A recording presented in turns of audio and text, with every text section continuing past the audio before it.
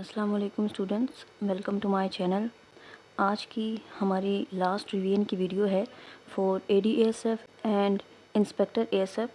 तो लेक्चर को स्टार्ट करने से पहले आप लोगों के साथ एएसएफ के एग्ज़ाम से रिलेटेड कुछ इम्पोर्टेंट इन्फॉर्मेशन शेयर करनी है, क्योंकि एफपीएससी के पहले जो एग्ज़ाम्स होते रहे हैं उनमें नेगेटिव मार्किंग नहीं होती थी। आप सारे एमसीक्यूज़ अटैम्प्ट कर आते थे और जो एमसीक्यूज़ आपको नहीं आते वो भी आप तुक्के पे लगाते थे कि हो सकता है इनमें से कोई ठीक हो जाए। लेकिन इस बार आपने ऐसा नहीं करना है, क्योंकि पीपीएससी की तरह एफपीएससी में भी इस बार नेगेटिव मार्किंग है और 0.25 की ही है। जहाँ पर क्वेश्चंस थोड़े लॉजिकल हों और वो अगर आपको नहीं भी आते तो आपकी लॉजिक उन ऑप्शंस में से किसी को अगर करेक्ट कर रही है तो वो फिर भी आप ठीक करके आ सकते हैं। लेकिन एग्ज़ाम्पल ले लेते हैं कि जो मैथ्स के एमसीक्यूज़ हैं वो आपने सिर्फ वही अटैम्प्ट करने हैं जो आप सॉल्व कर पा रहे हों, और जो मैथ्स के एमसीक्यूज़ होंगे उनमें आपने कोई भी तुक्का नहीं लगाना। पहली गो में आपने सिर्फ वही एमसीक्यूज़ अटैम्प्ट करने हैं जो आपको 100% आते हों। 100% आते हों फिर आपने उनको काउंट करना है, और सेकेंड गो में आपने वो एमसीक्यूज़ अटैम्प्ट करने हैं जिनमें आप 50% श्योर होते हैं कि शायद ये वाला आंसर ठीक है।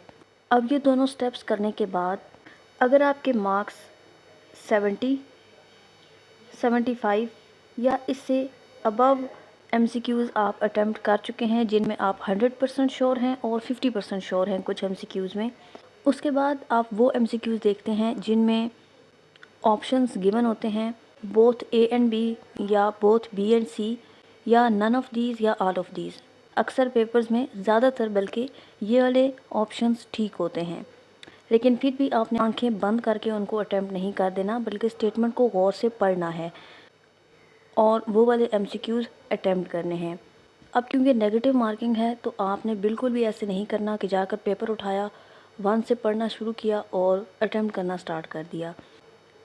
नेगेटिव मार्किंग में जब आप इन चीज़ों की कैलकुलेशन साथ नहीं करते हैं तो आप मेरिट पर आते हुए भी ख़ुद को या तो फेल करा देते हैं या 2-3 मार्क्स से मेरिट से रह जाते हैं। इसलिए ज़रूरी है कि ये सारे स्टेप्स पेपर के दौरान अटेम्प्ट करते हुए आपने फॉलो करने हैं। स्टार्ट करते हैं आज की रिवीजन को, जिसमें सबसे पहले हम एएसएफ एक्ट और एएसएफ के स्ट्रक्चर से रिलेटेड मोस्ट इम्पॉर्टेंट जो एमसीक्यूज़ हैं उनको रिवाइज़ करेंगे। फर्स्ट है the airport security force was established under which act? ASF act LXXX of 1975। The ASF was initially a part of which department before becoming a force? Department of Civil Aviation. Under the ASF Act 1975, who is the force commander? The Director General of ASF. Headquarters of Airport Security Force is located in Karachi.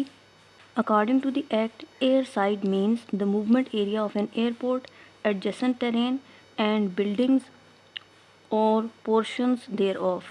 Which section of ASF Act 1975 deals with the powers and duties of officers? Section 6.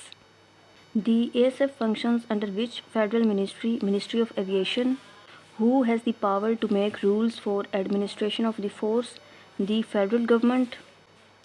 An ASF officer has the power to search and arrest without a warrant under Section 6(1) of the ASF Act. The effective date on which the ASF Act 1975 came into force is 13th of December 1975. Which rank in ASF is equivalent to Major in Pakistan Army? Assistant Director AD. Which rank in ASF is equivalent to Captain in Pakistan Army? Deputy Assistant Director DAD. The maximum punishment for desertion, leaving the force without permission under the Act is 7 years imprisonment. Under Section 7A, the personnel of ASF are subject to which Act for disciplinary purposes? The Pakistan Army Act 1952. Security means prevention of illegal acts of interference. The executive head of Airport Security Force is Director General. Rank of Director General of ASF is usually Major General. How many directorates or regional headquarters does ASF primarily operate through? 2, North and South. The second highest rank in the ASF hierarchy is Deputy Director General. The rank of DDG ASF is usually held by an officer of rank of brigadier. What is the rank of an inspector in the ASF hierarchy? Junior commissioned officer, gazetted class 2. The officer in charge of security at a large airport is usually a director or deputy director. The chief security officer at a major airport is typically an officer of a rank deputy director or assistant director. Which ASF rank is directly above the inspector assistant director? Which ASF rank is directly below the inspector sub inspector? The lowest commissioned or officer rank in ASF is deputy assistant director. The primary training institution for ASF is the ASF Academy located in Karachi. The total number of airports currently protected by ASF in Pakistan is 42. The ASF Foundation was established to provide welfare for ASF personnel and families. The Special Response Unit SRU of ASF is trained specifically for counter-terrorism and rapid response. Next हमारे पास airport security operations और terms हैं. ICAO stands for International Civil Aviation Organization. The ICAO headquarters is located in Montreal in Canada. Annex 17 of the ICAO convention specifically deals with aviation security. PCAA stands for Pakistan Civil Aviation Authority. The primary tool used by ASF for detecting metallic objects on passengers is HHMD, handheld metal detector. WTMD stands for walk-through metal detector. A sterile area at an airport is an area between the passenger inspection point and the aircraft. Hijacking is legally defined as the unlawful seizure of an aircraft. The process of verifying the identity of a passenger and their ticket is called profiling. What color is the airport entry pass usually issued to permanent employees? Blue. Colors can vary by airport, but blue is standard for full access. Hold baggage refers to luggage that is stored in the cargo compartment of the aircraft. Cabin baggage refers to luggage that is carried by the passenger into the aircraft. The Bomb Disposal Squad BDS within ASF falls under the technical wing of Directorate of Security. Restricted area at an airport requires specific authorization or pass for the entry. The apron area of an airport is used for loading, unloading and parking of aircraft.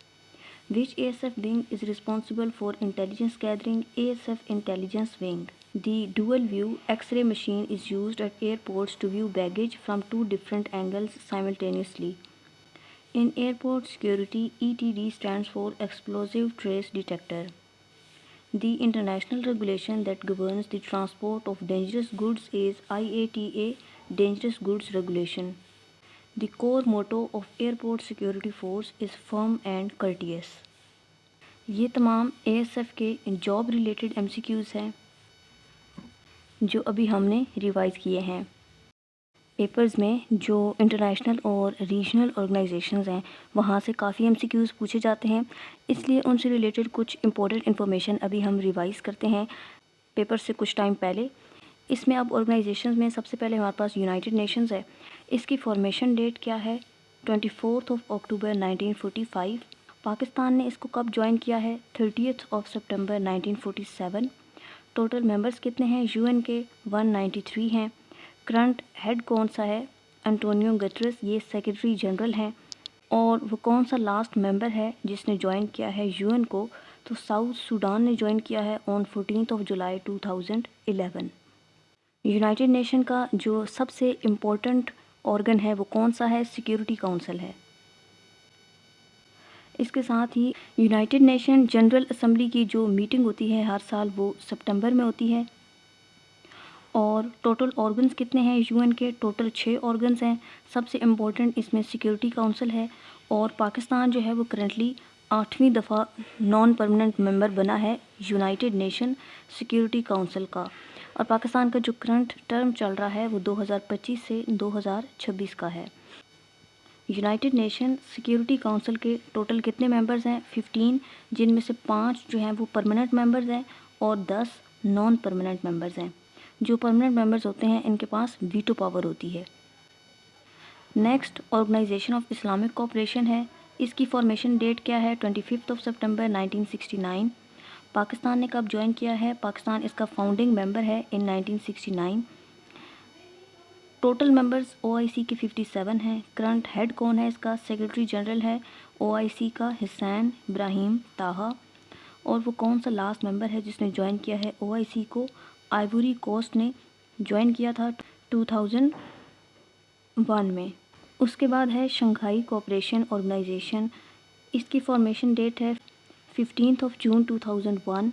Pakistan ने join किया है Shanghai cooperation organisation को और 9 जून 2017 और India ने भी same date को join किया था। टोटल मेंबर्स हैं SCO के 10। करंट हेड है SCO का यानी कि सेक्रेटरी जनरल है जांग मिंग। आखिरी मेंबर जिसने ज्वाइन किया है SCO को बेलारूस ऑन 4 जुलाई 2024। उसके बाद सार्क है, south Asian association for regional cooperation. इसकी फॉर्मेशन डेट है 8 दिसंबर 1985। पाकिस्तान इसका फाउंडिंग मेंबर था 1985 में। टोटल मेंबर्स सार्क के 8 हैं। करंट सेक्रेटरी जनरल सार्क का कौन है? गुलाम सरवर।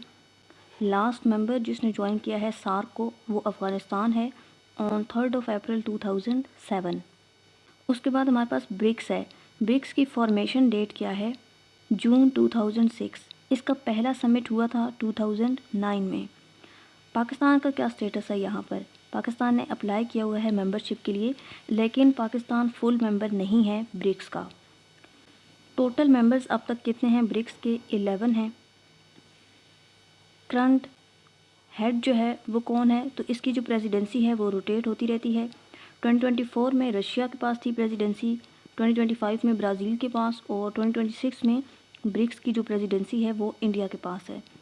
लास्ट मेंबर जिसने ज्वाइन किया है ब्रिक्स को तो वो इंडोनेशिया है on 6 January 2025। Next Commonwealth of Nations है।